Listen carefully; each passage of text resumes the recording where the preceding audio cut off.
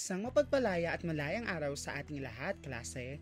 Tayo muling nasa baitang apat ariling panlipunan at sa araw na ito, ang ating pag-uusapan ay ang elemento ng isang estado na kung saan ay bahagi ng ikatlong markahan ang pambansang pamahalaan. Alamin natin kung ano-ano nga ba ang mga elemento ng isang estado at paano napabilang ang Pilipinas bilang isang estado sa buong mundo.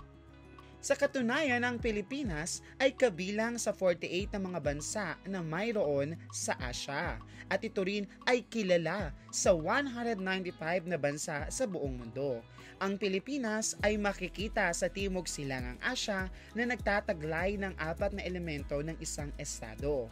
Makikita natin sa Pilipinas ang pagkakaroon ng tao o mga mamamayan, teritoryo, pamahalaan, at ang mga soberanya.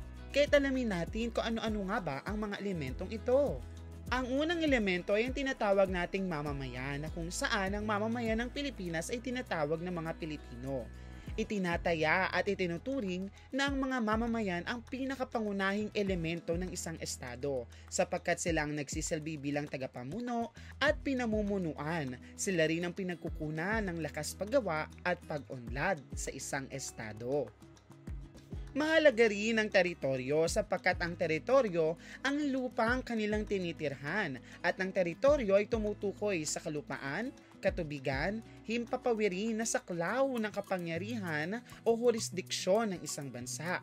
Ito rin ay ang tiyak na lugar na may hangganan at tinitirhan ng mga tao. Sa Pilipinas, tayo ay mayroong malaking teritoryo at ang ating bansa ay mayroong Pilipinas na kinikilala bilang isang teritoryo ng mga Pilipino.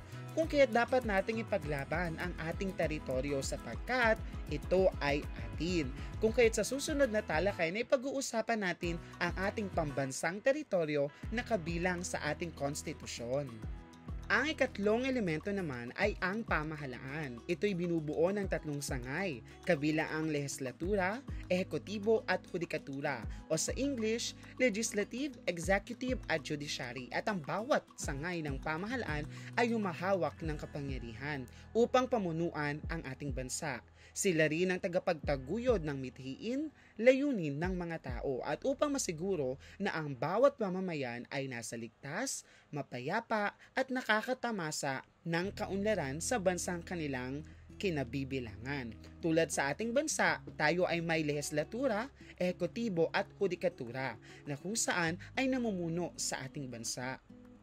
At ang panghuling elemento naman na itinuturing ay ang soberanya. Ito rin ay tinatawag na isa sa pinakamahalagang elemento ng isang estado sapagkat ang soberanya ay tumutukoy sa ganap na kapangyarihan ng isang bansa na pamahalaan ang kanyang nasasakupan at hindi pinakikialaman at malaya sa anumang impluensya o kapangyarihan ng mga dayuhan. So sa madaling salita, upang ikaw ay kilalanin bilang isang estado o bansa, kailangan ikaw ay may soberanya.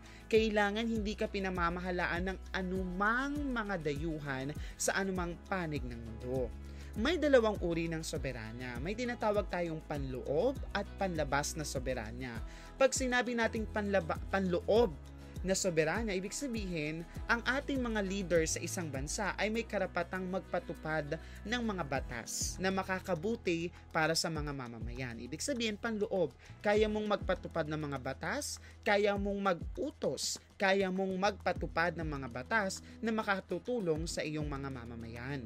Ang ikalawa naman ay ang panlabas na soberanya na kung saan ay kapangyarihan ng bansa na makapagdesisyon at kilalanin ang kanyang desisyon bilang isang bansa sa buong mundo. So, ibig sabihin, kinikilala ka ng mga karatig bansa mo bilang isang estado.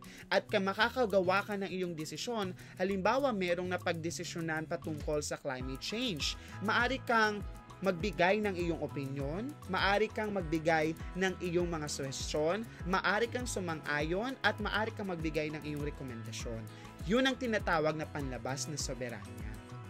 At dito nagtatapos ang ating talakayan para sa mas malawak at malalim na pagtalakay patungkol sa mga elemento ng estado, bilang ang Pilipinas ay isa sa mga estado na maaari ninyong gamitin upang higit ninyong malaman ang ating talakayan sa araw na ito.